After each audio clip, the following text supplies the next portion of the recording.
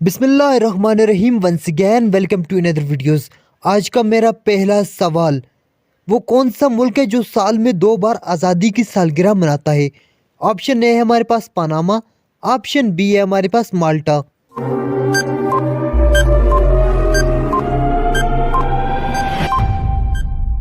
आज के हमारे पहले सवाल का सही जवाब है जी ऑप्शन नंबर ए पनामा।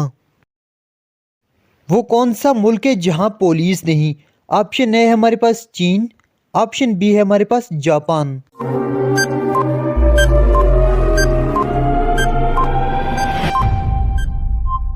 आज के हमारे सवाल का सही जवाब है जी ऑप्शन नंबर ए चीन। आज का मेरा तीसरा सवाल, वो कौन सा परिंदा है जो उड़ तो सकता है मगर चल नहीं सकता? ऑप्शन ए है हमारे पास हमिंग बर्ड, ऑप्शन बी है हमारे पास हुदहुद।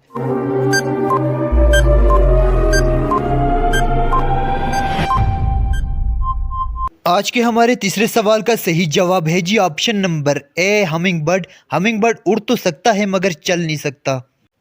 आज का मेरा चौथा सवाल, दुनिया का पहला अजूबा कौन सा है? ऑप्शन ए है हमारे पास एहराम मिस्र, ऑप्शन बी है हमारे पास दीवार चीन।